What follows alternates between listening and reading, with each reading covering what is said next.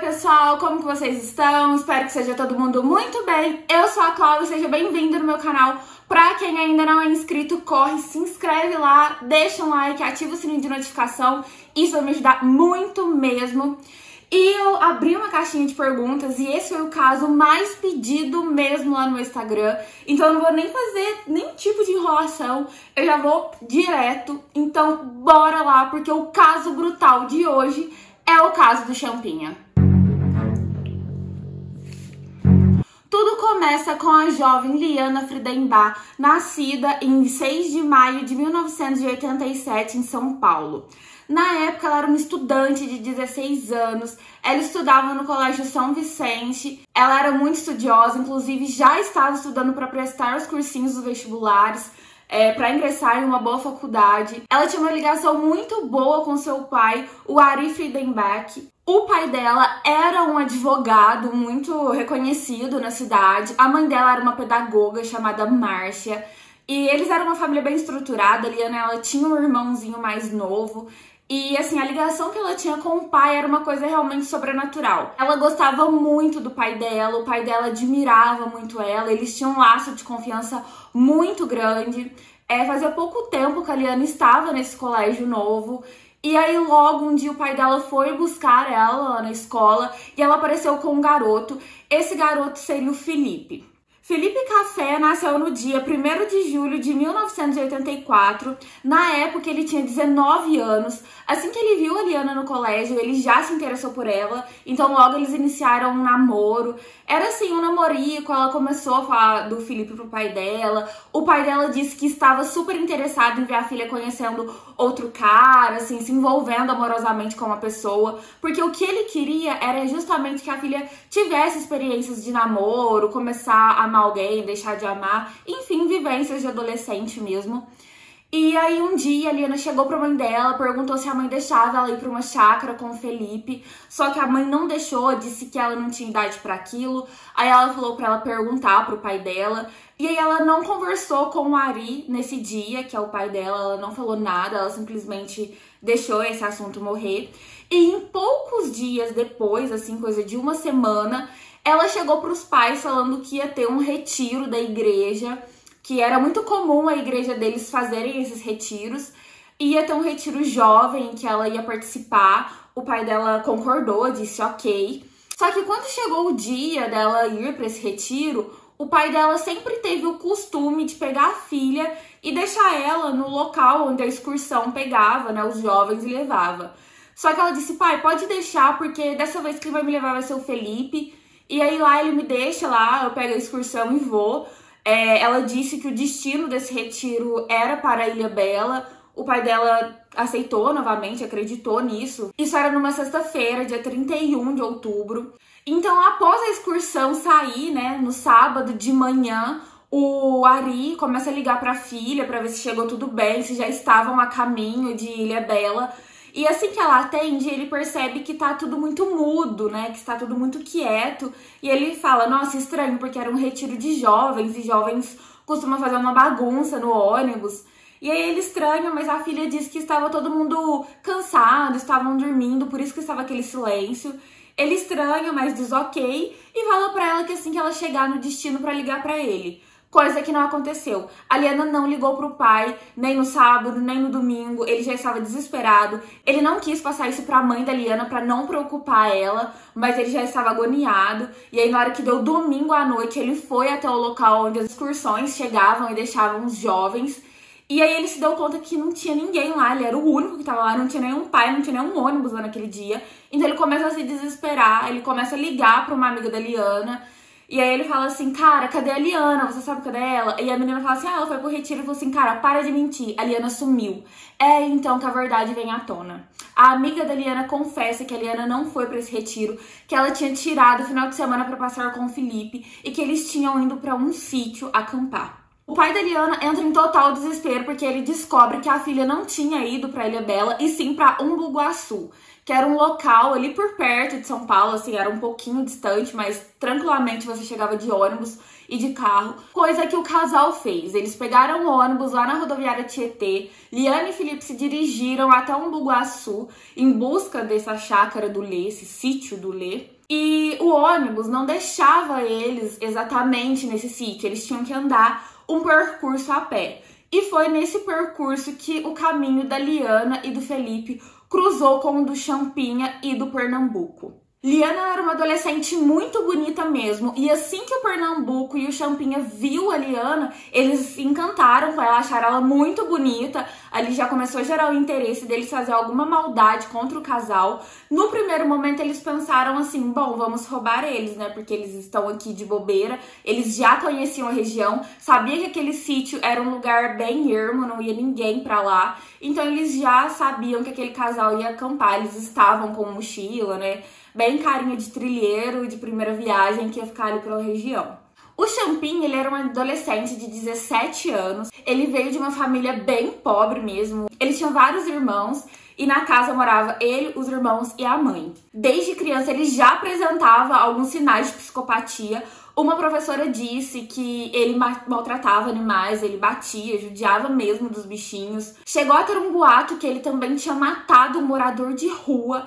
E assim, nunca foi comprovado isso, mas tem esse boato lá na região de Umbuguaçu. Era nítido que a família do Champinha tinha muito medo dele. Por mais que ele era só um jovem, um adolescente, os irmãos mais velhos, a mãe, todo mundo tinha muito medo dele. Era nítido, os policiais falam que só de falar o nome dele, até os vizinhos tinham medo. Com o desaparecimento de Liana e Felipe, o senhor Ari, pai de Liana, começa a procurar a filha incessantemente, pega o carro, vai até Umbuguaçu, começa a questionar se alguém viu a menina. Como ela era uma menina, como eu disse, muito bonita, o próprio pai disse que ela era bem patricinha, então era nítido que ela não era daquela região, que ela estava ali bem assim, perdida. O pai conseguiu informação com o motorista de uma van, falando que viu sim a Liana e que eles falaram que estava indo acampar, então aí o pai já começa a ficar em alerta e chama a polícia. Os pais do Felipe Café também ficaram desesperados porque não sabiam onde o filho estava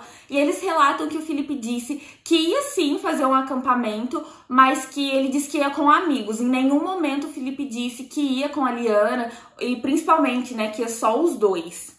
A partir de segunda-feira, dia 3 de novembro de 2003, a polícia começa a vasculhar toda a área ali perto do sítio do Lê. E eles vão, adentram a mata, começam a verificar. Era uma região que tinha muitos sítios, então eles começaram a ir em vários outros sítios. Até que eles conseguem adentrar o sítio do Lê. O senhor Ari, de primeiro momento, ele achou que nem poderia ser ali naquele sítio que a Liana estava, porque era um lugar tão ermo que ele achou que a filha dele não ia pra lá em hipótese alguma. Então os policiais resolveram adentrar a mata e ali de cara, coisa de 50 metros, eles viram que tinha uma barraca e aí o senhor Ari reconheceu que era a barraca da Liana e que tinha um chinelinho dela lá também, que era um chinelo todo colorido. Então o pai reconheceu que aquele era o chinelo da filha e aí começou um desespero maior ainda. Então, a partir daí, eles preservam o local porque precisa ser periciado. A coisa estava muito estranha, aquele ambiente onde estava a barraca estava muito duvidoso, então eles já começaram a suspeitar que poderia não ser um desaparecimento e sim alguma coisa mais séria. Assim que começam as investigações de uma forma bem mais profunda, os policiais começam a ver algumas características e logo um policial diz: isso é coisa do Champinha. Porque ele era um cara muito frio e o policial já conhecia ele ali da região. Os policiais chegaram a ir atrás da família do Champinha, mas como eu disse antes, eles tinham muito medo, então praticamente eles não pronunciaram nada, apenas disse que o filho não estava voltando para casa e que também estava desaparecido, eles não sabiam onde que o Champinha estava. Então os policiais foram questionando os moradores ali da região, mostrando a foto da Liana e do Felipe, mostrando a foto do Champinha, perguntando se ele sabia onde que ele estava e tudo mais, até que eles localizam um dos criminosos, assim, sem querer, não sabia até então que ele era um dos criminosos, só que ele disse: eu sei onde está a Liana e Felipe e sei também onde está o Champinha. É aí então que esse cara vai pra delegacia e começa a depor e ele conta tudo. Então vem toda a dinâmica do crime. A Liana e o Felipe foram abordados inicialmente por Pernambuco e Champinha Eles inicialmente tinham a intenção de assaltar eles, né, de roubar tudo que eles tinham lá. Só que eles viram que o casal não tinha dinheiro, só tinha um pouco de comida. Então eles ficam bravos com aquilo, eles amarram as mãos da Liana e do Felipe, tapam os olhos deles e levam eles para um outro sítio, que seria de Antônio. Foi nesse casebre que a Liana e o Felipe ficou, que seria uma espécie de cativeiro. Nesse momento, a Liana entende que poderia ser um sequestro. Então ela diz, olha, eu sou de uma família rica, eu tenho dinheiro, me liberta, pede um resgate, meu pai com certeza vai dar dinheiro pra vocês. Então liga pra ele, pede o resgate, né? Ela estava praticamente implorando pra eles não fazerem nada com ela, nem com o Felipe, que ela tinha dinheiro. O Felipe, acredito que até inocentemente, disse que ele não tinha dinheiro pra nada, que a família dele não tinha a mesma condição que a Liana tinha, que eles não iam ter dinheiro para resgate. E é nesse momento até que eles começam a se revoltar com o Felipe. Eles deixam o Felipe em um cômodo e a Liana em outro. E aí o Pernambuco começa a estuprar a garota, ele começa a violentar ela seriamente. O Felipe escuta tudo o que está acontecendo, mas ele não consegue proteger a namorada porque ele está amarrado. Então, assim, foi um momento de muita tortura para ele também ouvir as violências que a namorada estava sofrendo. Liana obedecia tudo o que eles falavam pra ela, tudo que o Champinha e o Pernambuco mandavam ela fazer, ela fazia, porque ela não queria que nada de ruim acontecesse com ela e com o Felipe. Enquanto ela estava sendo abusada por Pernambuco e pelo Champinha também, eles faziam um terror psicológico com o Felipe, né? Foi muito tenso que ela viveu dentro dessa casa.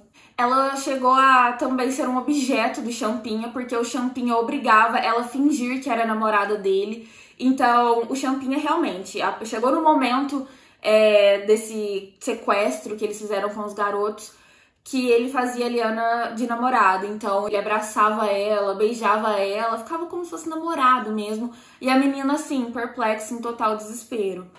O Champinha chegou a convidar mais 3 amigos para cometerem barbaridades com a Liana. Então a Liana, ela foi abusada por 5 pessoas, que seria o Pernambuco, o Champinha, o Antônio Caetano, que era conhecido também como Tonho Velho, o Antônio Matias, que também era conhecido como Tonho Nojento, nojento mesmo, e por Agnaldo. Esses 5 caras abusaram dela da pior maneira possível. Cada hora ia um e fazia atrocidades com ela, das piores maneiras que vocês possam imaginar. Então essa menina sofreu muito mesmo, muito. Enquanto isso, Felipe ouvindo tudo que a namorada estava passando. Chegou um momento, então, que o Pernambuco e o Champinha pegam o casal e começam a entrar com eles pro meio da mata.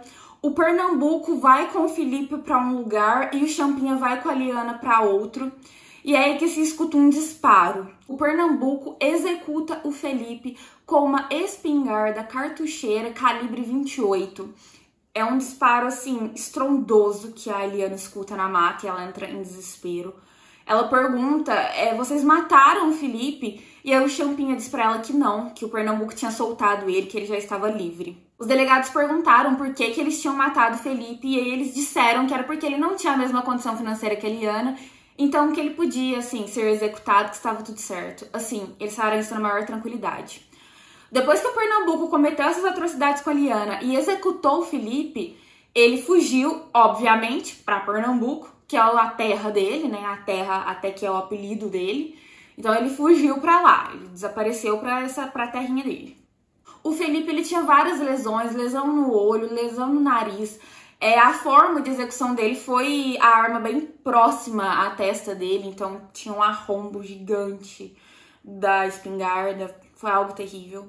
Nesse momento, o Champinha volta com a Liana pra dentro do cativeiro, comete mais algumas atrocidades com a garota, e aí ele coloca um moletom nela e leva ela pra passear novamente na mata, e aí ele leva ela pra pescar. Como ele achava que ela era namorada dele, ele ia beijando ela de mãos dadas, e a Liana, assim, gente, ela já tinha sido abusada. Ela estava desconfiando que o namorado tinha sido morto, então ela tava, assim, olhando para um horizonte, assim, completamente desesperada, perdida, amedrontada, em total pânico. O Champinha ficou com ela nesse rio pescando em torno de 4 horas. o irmão dele passou, localizou o Champinha e falou: cara, onde você tava? A família tá toda desesperada atrás de você. Ele pergunta quem era a Liana, o Champinha diz: é uma namorada minha aí. Só que como todo mundo tinha medo do Champinha, o irmão não questionou nada, ele nem olhou direito pra Liana, porque ele ficou com medo do Champinha ficar nervoso, então logo ele foi embora pra falar pra mãe que o irmão tava bem, pra ninguém ficar mais preocupado com ele. E aí, nesse momento, o Champinha vai, pega a Liana, começa a entrar com ela pra dentro da mata, conversando com ela, aquela coisinha, achando que era namorado dela. Isso era no dia 5 de novembro de 2003. Ele começa a falar pra ela que vai libertar ela, que ela pode ficar tranquila, que ele vai levar ela embora, que ele ia deixar ela ali próximo de um ponto de ônibus. Só que, na verdade, ele levou ela bem pra perto de um outro riacho que tinha lá. E aí ele começou a bater nela. Ele estava com uma peixeira e aí ele deu uma facada fatal no pescoço dela. Foi um corte horrível, um corte grande, profundo. E ele não parou, ele começou a golpear ela várias vezes. Foram tão fortes os golpes que ele deu nela que ela teve traumatismo craniano, braço cortado, rosto, peito. Ele acabou com ela. Ele esfaqueou muito ela, muito mesmo. Além dele golpear ela com a faca, ele disse que olhou pro corpo dela e sentiu vontade de mutilar ela.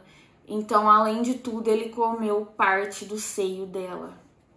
E aí os delegados perguntou por que ele fez isso. E ele disse: eu simplesmente senti vontade. Assim, frio. Senti vontade, então fui e comi o seio dela. Depois disso, calmamente, o Champinha foi pra casa. Antes ele trocou de roupa, deixou a roupa e essa peixeira jogada em um poço. Então ele trocou de roupa, foi pra casa, lá ele passou tranquilo, normal. Deixou o corpo da Eliana no meio da mata ali, de difícil acesso, era um local de difícil acesso. Mas ele não cavou, ele não fez nada, ele só deixou o corpo ali jogado. O Champinha, a personalidade dele é perigosa, ele é um cara perigoso até hoje. O psiquiatra forense, o Dr. Guido Palomba, diz que o Champinha teve um problema no parto. É como se essa psicopatia dele viesse desde o parto. Ele teve uma falta de oxigenação no cérebro no ato do nascimento, então isso fez com que ele tivesse alguns problemas mentais, né? A família dele também tinha um histórico bem extenso de pessoas com problemas mentais, a mãe dele, alguns irmãos. Então, os psiquiatras forenses acreditam que essa loucura do Champinha vem desde o parto. Isso que ele tem, essa encefalopatia, é algo irreversível. Não tem como curar isso que ele tem. Então, até hoje, o Champinha é considerado uma pessoa extremamente perigosa. Foram 8 dias de busca. Estava todo mundo atrás da Liana e do Felipe.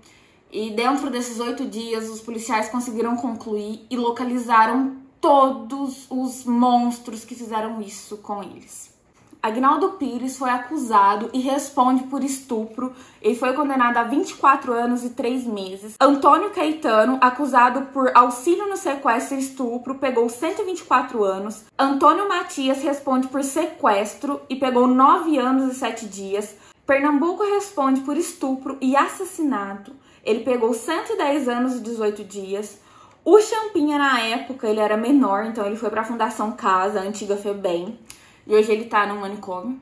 Desde o crime que ocorreu lá em 2003, ele nunca mais voltou às ruas. Ele nunca mais saiu. Depois da FEBEM, ele foi para uma unidade experimental de saúde. E lá ele passa os dias jogando videogame, jogando futebol. Lá parece uma mini chácara, onde ele tem uma cozinha só pra ele, uma sala, um quarto, bem estruturado mesmo. Esse lugar é bancado por dinheiro público, tá? Então ele fica lá tranquilo. Gente, a vida que ele tem nesse lugar é muito tranquila. O Sr. Ari, ele é uma pessoa que você, claro, sente a dor dele, de longe, é óbvio. Ele diz que tem hora que prefere pensar que tudo isso é um sonho, porque ele fala que é impossível de acreditar que existem pessoas como esses caras e acreditar que eles conseguiram fazer isso com a filha dele, que era só uma garota. Ele tem um movimento muito interessante que se chama Transformar o Luto em Luta, porque ele, cara, ele incentiva as jovens, cara, não minta pros seus pais, não façam isso. Ele diz que esses caras deveriam responder não só pelo que eles fizeram com a Liana e com o Felipe, mas o que ele fez com a família toda. O pai do Ari, a avó da Liana, morreu 3 meses depois. Ele ficou tão triste que desenvolveu um câncer e morreu. Uma amiga da Liana tentou contra a própria vida, então assim, as amigas ficaram devastadas. O casamento do Ari não sobreviveu, começou a ficar uma porcaria o casamento dele, a mulher, sabe, arrasada, ele arrasado. Então eles chegaram à conclusão de se separar. Então, assim, a morte da filha acabou com várias pessoas. E ele fala que eles deveriam responder, cada um pelo crime que cometeu, pelas vidas que eles destruíram. O Sr. Ari, ele desejava prisão perpétua, desejava mesmo, ou pelo menos que eles cumprissem a pena na sua totalidade. Se a justiça deu 110 anos que as pessoas podiam viver, 110 anos presas pra pensar todos os dias na bosta que elas fizeram. Porque é algo que é irrecuperável, gente, não tem como. A dor desse pai é sentida de longe. Todos ainda estão presos, é claro, nenhum está solto ainda, mas todo mundo sabe, né, que a nossa legislação aí, ninguém fica preso mais de 30 anos. Então, em breve, teremos novos monstros na rua. Um ponto muito triste que os policiais contam com lágrimas nos olhos é que após esse crime, essa atrocidade toda, eles achou, assim, de bom senso ir até a casa do Sr. Ari e prestar uma solidariedade para ele. E assim que os policiais estavam lá, conversando com o Sr. Ari, sentado na sala com ele, o carteiro chegou, bateu na porta, entregou as cartas, e aí o Sr. Ari, vendo as correspondências, falou: nossa, chegou uma carta da FUVEST. A Liana tinha passado em Educação Física. Era uma jovem que realmente tinha tudo pela frente, né? E foi esse o nosso caso brutal de hoje. O caso da Liana e do Felipe, muitas vezes até conhecido pelo nome do assassino, o caso Champinha, é um caso até curto, rápido, só que é um caso que traz uma mensagem muito grande e significativa para os jovens, para as meninas, para os meninos. Não mintam para os seus pais. Não façam isso, não falam que vão para um lugar, vão para outro. Não cometam esse erro, porque olha que merda grande que deu uma mentira. Eu só vou ali 1, 2 dias, depois eu volto, meu pai jamais vai saber disso. Cara, às vezes você não vai voltar para sua casa. Existem pessoas ruins, muito ruins. Esse menino, Champinha, tinha 16 anos e olha o que ele fez, a atrocidade que ele fez. Então, se você vê um menininho bonitinho de 16 anos que parece inofensivo, vai com calma. Confia nos seus pais, eles sabem o que é certo e o que é errado para sua vida. Eles sabem o que você pode fazer ou não, onde você pode ir ou não. A mãe da Liana já tinha falado não para ela, mas ela preferiu mentir e falar que ia para outro lugar. Não façam isso, gente, não façam. Olha a merda que deu na vida de uma família inteira. Acabou com tudo. Você é especial, você é importante para sua família. Então pensa no seu pai, na sua mãe, no seu irmão, na sua avó, em todo mundo que gosta de você, antes de você falar que o amorzinho da sua vida vai te levar para um lugar bom e que lá vai ter só pessoas boas. Porque tem pessoas ruins, tem pessoas más, tem pessoas que matam, pessoas que estupram, pessoas que te queimam viva, pessoa que acaba com a sua vida. Então toma cuidado, não faça essa bosta na vida das pessoas. Não faça isso, não faça. O caso do Champinha é isso, a gente ainda fica revoltado porque ele tá sendo bancado por dinheiro público, dinheiro nosso, lá nesse lugar lindo, que pra mim é um lugar muito bonito, que ele tá jogando videogame, futebol. Eu não tenho tempo pra jogar videogame na minha vida, e eu gostaria de ter o tempo que ele tem pra jogar um videogame, sei lá, fazer alguma coisa, um hobby que eu gosto. É revoltante, gente, o caso da Liana e do Felipe é revoltante. A família do Felipe, gente, é muito difícil de achar entrevista com eles, alguma coisa, porque eles nunca deram entrevista, tá? Então é muito difícil você achar alguma coisa Diferente do Sr. Ari, que tem esse movimento para ajudar, principalmente garotas que estão iniciando um relacionamento, trazendo essa mensagem, né, de ajuda para que elas realmente sigam o caminho reto e não cometam o mesmo erro que a Eliana cometeu de tentar enganar os pais. Espero que tenham gostado, pessoal. Espero que tenha dado para entender esse caso. Espero que tenha ficado claro a linha de raciocínio. Não esquece de me seguir, curtir, se inscrever, enfim. Beijo no coração de todo mundo. Fiquem com Deus. Até a próxima.